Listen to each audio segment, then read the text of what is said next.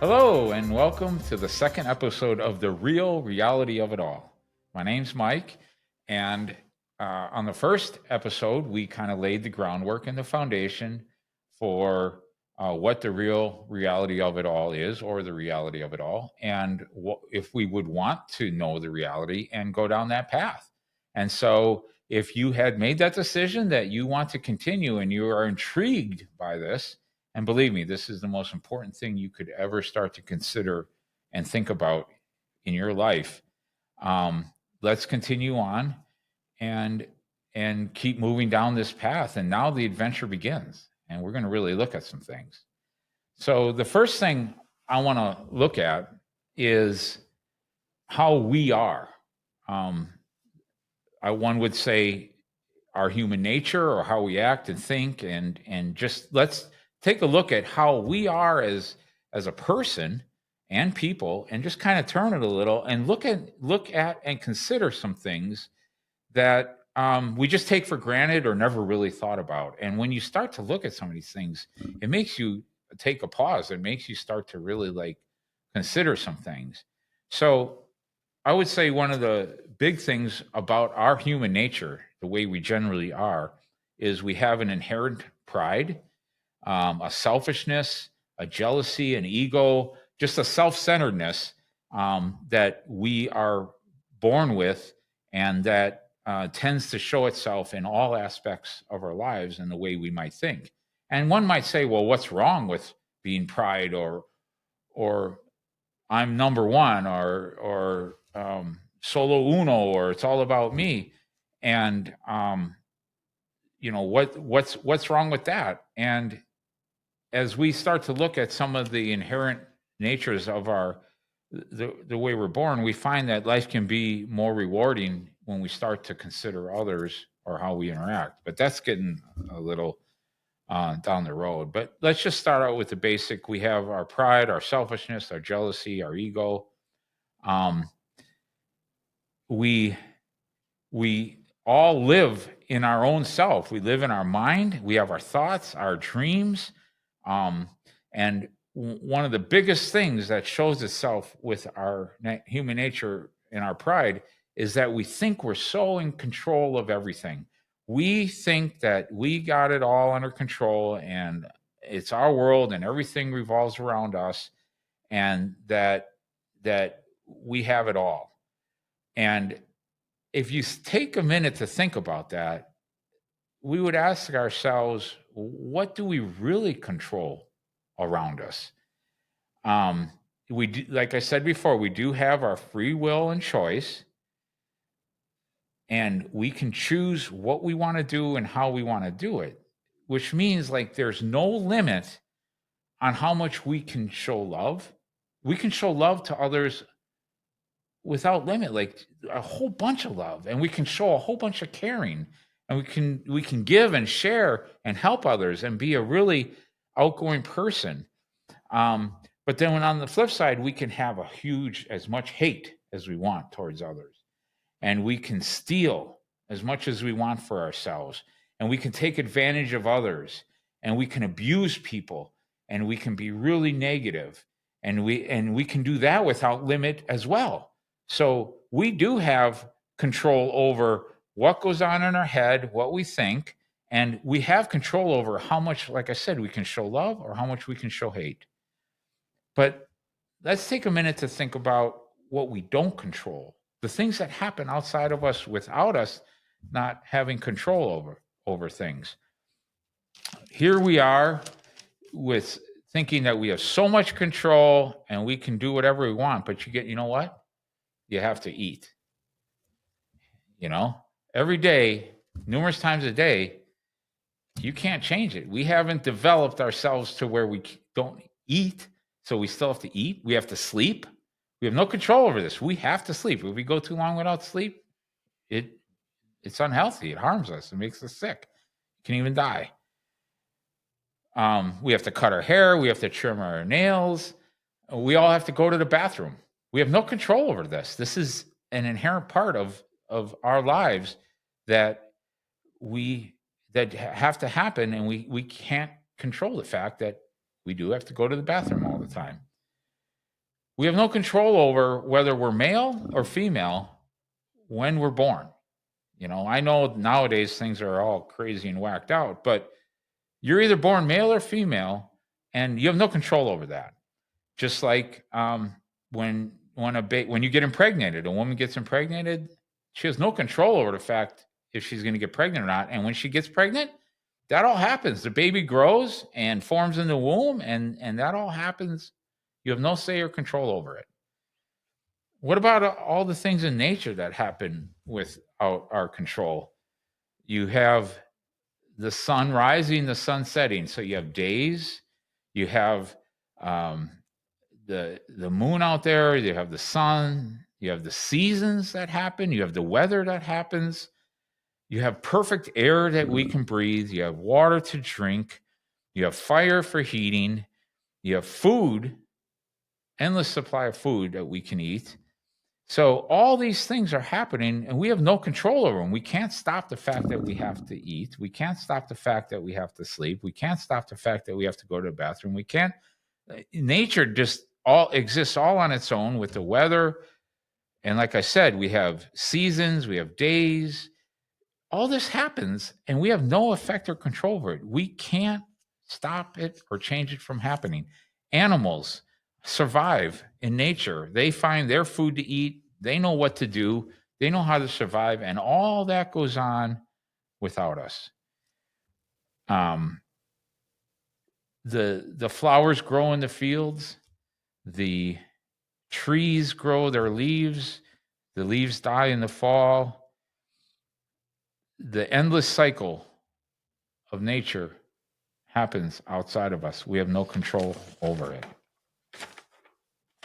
Now, the reason I bring this up is, number one, is I wanted to try to knock you down a little bit because, like I said, we have this sense of entitlement now more than ever with us, and we have this superiority that just oozes off of a lot of us. And I'm using this word a lot, but like we have so much control over things. And I was trying to bring this stuff up to point out that we don't have as much control over everything like we think we do. But as we consider these things, I don't want you to try to answer how this stuff all happens outside of us or how we control the things in us.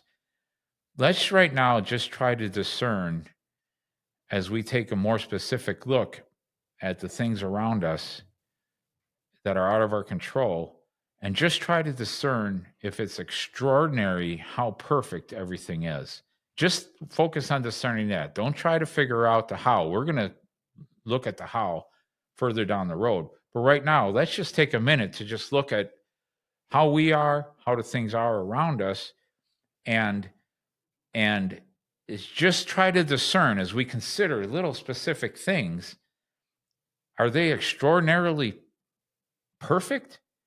Or are they just a normal, common sense thing that could just happen by itself on its own? That would be the thing that that we would really want to discern right now. Like I said, as far as the how, let's just leave that off to the side right now and just see if there is an element of how perfect everything is and how it operates. So as we consider ourselves, let's take a step back to that. There's things that are already inside of us that we don't have to learn. And what I mean by that is you have a sense of knowing right from wrong. You have a conscience. And that knowing right from wrong and that conscience, it's not something that can be, that you can learn every aspect of it. Meaning that if you didn't know what's wrong and didn't know what's right, there's no possible way that you could have learned every single thing that's wrong or right through your life or as a child or when you were born. You just already have inside of you from the minute that you're born, and as you start to grow up, you have a conscience inside of you. You know, just think about this for a minute. You know let's say you were going to do something wrong that's a little kind of in a gray area. There's a part of you that says, that isn't right for you to do that. That's wrong. Now, what's giving you that sense that you might be doing something wrong? Or if you're doing something right, if you're going to do something really good, yours a part of you knows, hey, this is really good. This is really good that I'm doing, or this is really wrong what I'm doing. You have a feeling inside that you know what's right or wrong. Kids know when it's right or wrong. You don't, that's something that's already a part of us. Okay, let's extrapolate on that. You have it in you already to know what's fair. How does a kid know if you give two things to one kid and one to the other? They're like, hey, that's not fair. Really? Who taught you what was fair? Who taught you that it's not fair that they got two items and you got one? So we, in addition to having this conscience and knowing right and wrong, we also kind of have this sense of what's fair and what's not fair. Well, who taught you that? Who taught you? Who sat you down and taught you what's fair and what's not fair? You already know what's fair and what's not fair as things come up in your life. Hey, that's not fair, or hey, that's fair. That's even. That's good. It's not something you had to learn. You already had this in you. And as you really start to think about it and look at different things and consider it, you would start to realize it's almost impossible. It would be impossible to learn every aspect of what's right or wrong, or what your conscience is, or what's fair, to try to learn everything if you didn't know that as part of you from when you were born. Okay, here's another one. All right. How is it in us that we have this sense of being naked? All right. How is it that we know we're naked? Now, this is crazy, but think about it, right? Who gave us that sense of being naked, what's not naked? It's in us. It's a part of us. You can see it in how we act. When a woman, if her top's going to slip off, she immediately reacts like, oh, that's happening before a conscious effort to say, oh, my top's coming off, let me put it back on. There's a sense of us. We know if our pants are going to fall off, we want to grab them and we want to make sure they don't fall off, because we have a sense in us that there's nakedness, that being naked isn't good, or we don't want someone to see us naked, and that we have this immediate reaction to cover up or stay covered up. That's another element of something that's in us that isn't taught. You can't be taught that.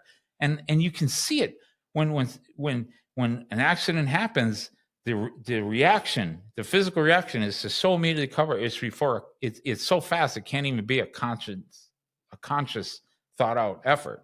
So that's another part of us that, how is that part of us that we have that sense to want to do that? And then how do we even have a sex drive? Like, male and females are born, and it's such a powerful, powerful sense in us. People aren't taught sex drive.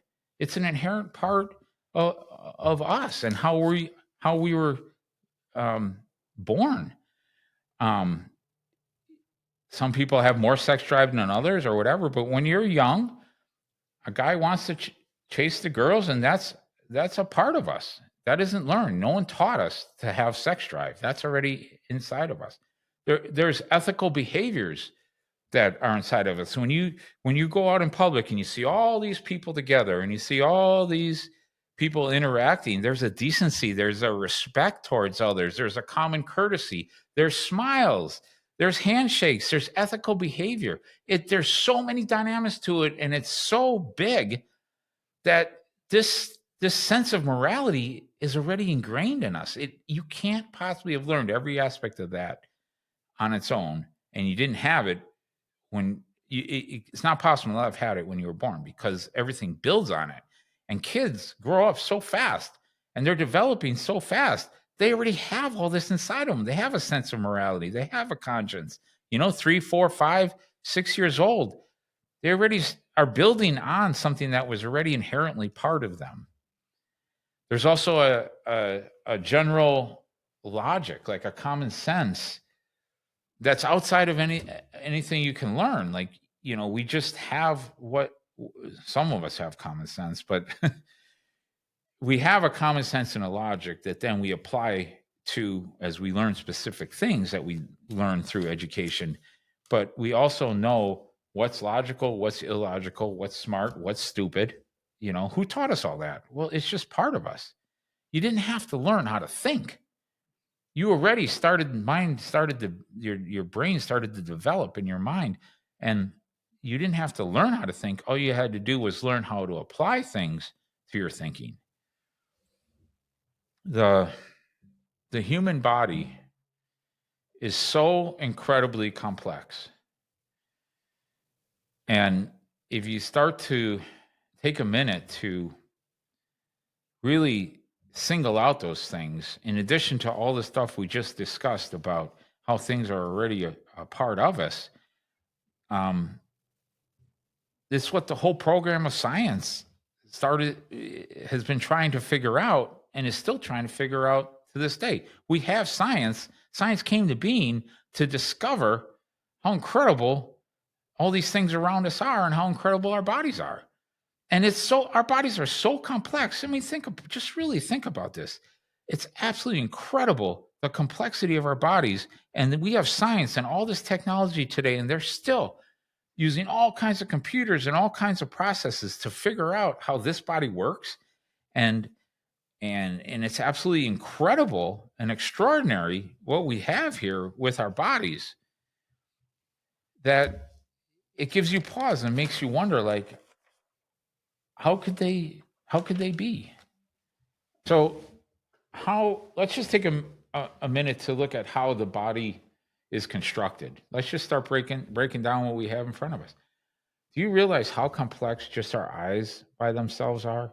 If you ever wanted to take the time to just look at the human eye and how it's constructed and developed, it's mind-boggling the way that just the human eye can see things and then take that and process that into our brain and then into the thinking part and the comprehension part put together. And then just our mind, like we said before, that we can live in our own world in our mind, and we can create, we can imagine, we can dream, we can decide how we want to be, how we want to act, and what we want to do. That's incredible. Just thinking about that. Like, I can pick this pen up and I can drop it. I did that all because I thought that. Where does that come from? Then we, of course, have the actual physical brain part that is like a supercomputer. They can't even figure out how incredible this brain processes so much information so fast. It's like a major supercomputer. It happened all by itself. How about the body healing? You cut yourself. The blood coagulates. The wound will heal over time. Big heals, you can make big cuts. You can lose fingers, and the body heals itself. We have the perfect air to breathe. We don't have oxygen, we don't live. And now we have these lungs that can take in oxygen, put oxygen in our blood. I mean, all the components working together. Just think about it, how complex it is. We need water. We have to drink water to survive. We have blood running through we have all these veins, like all perfectly. You couldn't even make something like this. And it's happening perfectly all throughout our body. We got all these blood vessels and a heart that pumps that blood, and it goes all the way to our toes and our fingers. We have fingers. We can do things. We can make things. We have to eat, and the things we eat goes through a whole digestive system. It goes to a stomach, where it then breaks it down and feeds our cells living in our body. We have a digestion system. We get energy. We have muscles. We have nerves, feeling. I can feel that. I mean, we're constructed absolutely incredible. And then what about what we brought this up before? We're constructed to have sex, which then causes us to have babies. And the whole miracle of that, all of a sudden, from basically nothing, a baby just starts growing inside of the woman, and only the woman can do that. And her body's made to feed that baby milk, and the baby can grow so perfectly in the womb without oxygen, and then it gets born, and then the mother can nurse the child with milk. It's stunning how complex it is. I don't know if you've ever thought about that or taken the time, but this is what this is all about, is to take that time to just realize how incredibly complex we are. Now, let's look outside of us. The animals, incredibly, incredibly complex. They, and you can see this, they operate on an instinct. See, we can create, we can decide to build something. I could fold this paper and make a teepee. I'm not doing this on instinct. I'm being creative. And then if I wanted this to stand up, I'd have to be even more creative and do what I got to do, and I can create. Animals don't do that. They operate on instinct. It's incredible how they operate, but they don't have the conscious creative thought like we do. And you can see this. Just no, I'm not getting all ahead of out of sorts here. Take beavers, build beaver dams, right? They go and they cut down the little trees. The trees fall over. They drag the trees and they start building this beaver dam, which is their house or their hut. And guess what? Every beaver dam, when you go out and look at them, they all look the same. They're all constructed the same way because they're created through an instinct of their program to this is what I do. You don't see any beaver condos happening. You don't have any beaver dam high rises or some kind of created different type of dam. It's always the same over time, over thousands of years, all this time. The animals, all of them, operate through their instincts. Now, they're incredible on how they communicate, but they don't communicate in a creative thought way. They communicate in the way that they were created and have an instinct. And it's fun to watch them, and they're just wonderful. A lot of you have been around dogs or have dogs. Aren't they just incredible? They have a way that they want to please, and they respond to the treats you give them, and through some repetition, you can train them to do things, and they just have an instinct in them to want to please and also to protect. And you can look at all the different animals and see that they operate in their own way, but they do the same thing over and over again through the instinct that they have in them. And you can take that, you can think about every single animal. The reptiles, alligators live their way. All the animals know how to get the food they need and how to get that food. They weren't taught they weren't specifically taught how to survive. They might have been taught or repeated some things as they hung around their parents, one would say, or who they were born with, but they on their own know already how to get those things in the same way that we have already in us the inherent traits that we discussed earlier about a conscience and a sense of fairness and things like that. And then you got the same thing with the insects. You got the ants that just know what they're doing. Like they go and they build their ant hill, and they have their way that they procreate and have their eggs, and they find their food. Earthworms do their thing. every type of insect has their own mission they're on, and they constantly go through that whole process. So, birds will eat worms, and worms keep creating themselves and doing what they do to the dirt. Worms are really critical to how things grow. What they do in the dirt makes gardens grow and makes things out in nature grow, and the grasses and things like that. And then the birds eat the worms. I mean, we're not going to get into all the specifics. I'm just trying to throw things out there to get you thinking about that all this is going on, and it's all incredible how all these things operate basically on their own. And then you can take a look at nature, and you can see how the trees grow and how the trees will drop nuts and different ways of sending out their seeds to the ground, so that more trees, they fall off the tree and get blown around and moved by animals, and then other trees will grow in other places, and they can continue to refurbish all by themselves. These trees continue to grow. The trees can filter the oxygen, take carbon dioxide that gets generated on the earth, and they turn it back to oxygen, and it works so perfectly that we can all breathe perfectly.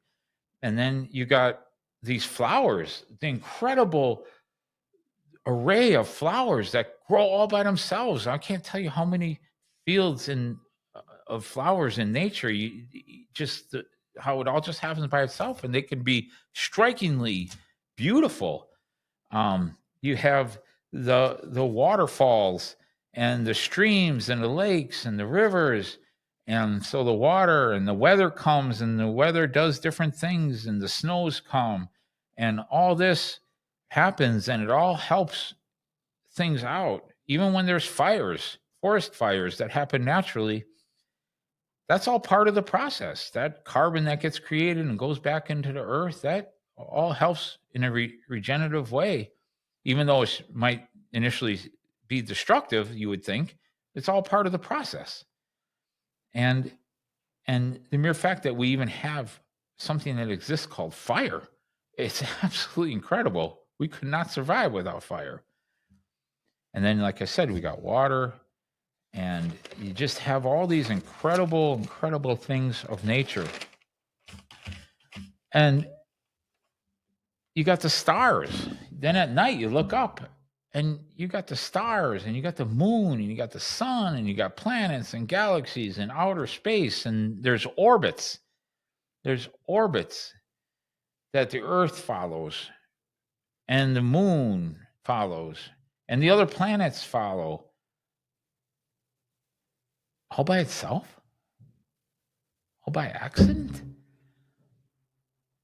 I mean, I'm just trying to figure out different ways to touch on the things that are out there. And it's endless on what you can focus in on or what you might want to consider. So just let's just take a minute and just think about anything that you find incredible. We got the oceans, right? Look at the life that's in the oceans. Octopuses and squid. I got it. Seahorses. Have you ever seen a seahorse? It's the most incredible thing. I've been scuba diving and seen the fish on the reefs. I've seen this living coral and stuff that's on the reefs. And I've seen all these things. And then here's this. It looks like a horse. I mean, the head looks just like a horse. And the thing comes down, and then it's got that little squiggly tail. And it just sits there, and it kind of moves like this.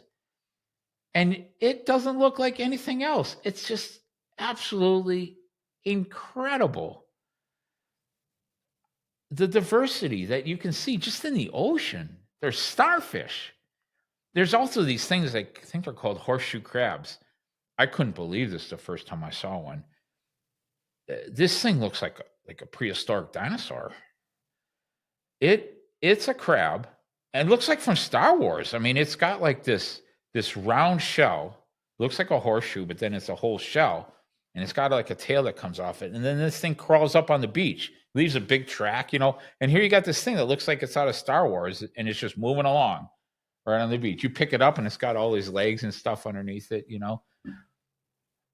What? So the question is, did this all happen by itself? Did it happen by accident? Don't try to answer it. Just try to ask yourself and come up with the determination. Is this diversity that we just spent the last 15 minutes talking about? Is this diversity extraordinary? Is this diversity incredible? You have giraffes. You have an elephant. You have all the fish. You got whales. Whales. You got snakes. You got birds. Have you take a look at a video of an eagle? That eagle coming down, grabbing that fish, and he's using his tail to help guide how he tilts and stuff, along with his wings. It's so perfect. It's so perfect. There are shows on TV. In fact, there's one coming out real soon with Tom Hanks, I think, as the narrator. But there's been shows for decades that show us how incredible, absolutely incredible these animals are. Way more than I've even could have touched on. They show how incredible it all is. And we have this diversity in nature. We have the different trees, the different flowers, like I said, the lakes and the streams and everything. So we've been told, and we have it drummed into our head, and we have it so accepted as fact that we can't even consider beyond it. But like I said before, this is not, are you doing this for yourself, or are you doing this so to fit in with others and just follow along with what other people say? But we've just discussed and looked at how incredible all this is. And we're told this all evolved, that this all happened by itself over time. And it just happened by accident. Does that make sense? We're told that if you give it enough time, anything can happen. Does that really make sense, though? Like, now we said we're going to use sound reasoning and logic to consider these things. Using sound reasoning and logic, how detailed every single thing of this planet Earth is. Ourselves, the animals, nature, space. How exactly precise and perfect every single one of those things is. Does it make sense that over time all that perfection could come to be? I don't see that. I think when you just give something time, nothing changes. I mean, you give something all this time, it just sits there. And evolution tells us that, things changed over time. Well, who chose? Think about this. Evolution tells us it all had to come from what we were, the little squiggly thing that crawled out of the swamp, right? So how did we get to giraffes and elephants from something just changing over time? A giraffe has a super long neck,